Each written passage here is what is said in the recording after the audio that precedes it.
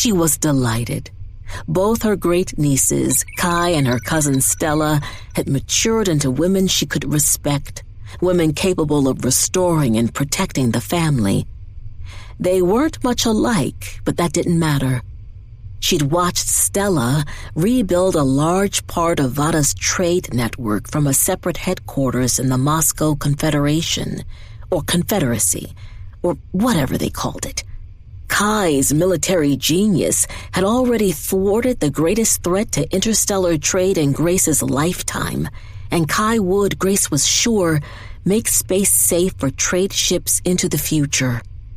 Her own responsibility as Rector of Defense, the space within Slaughter Key's home system, would be easier with an interstellar fleet operating between systems.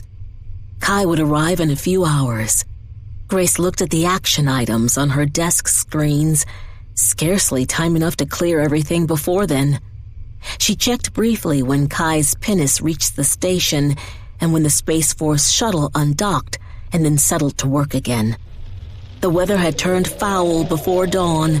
Hailstones battered the reinforced windows of her office in between spurts of snow, and if she looked, she knew she'd see the mix whitening the lawn below.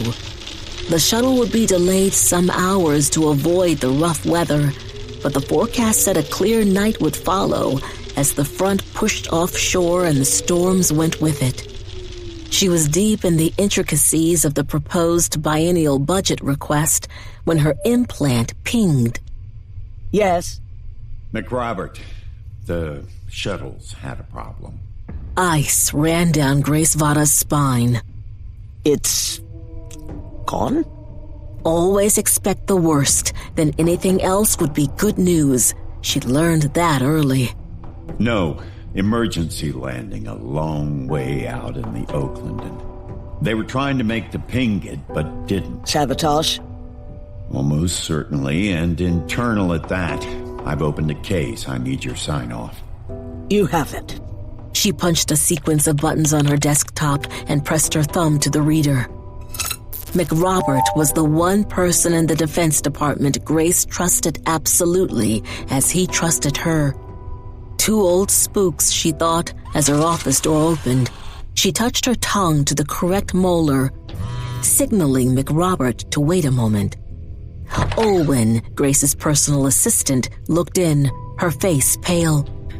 Rector, they've just reported a problem of some kind, a course change. Malfunction?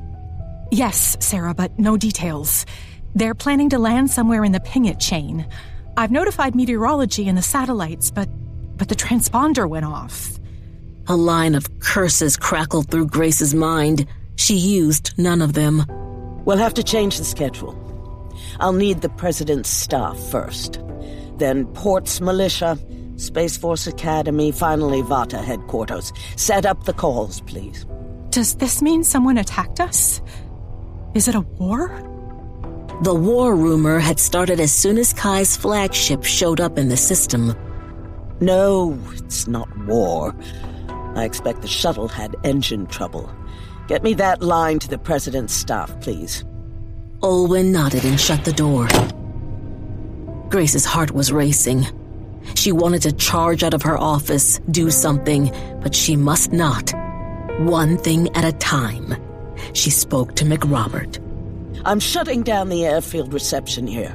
Ping me when you know anything definite. I'll be back with you when I can. Got it.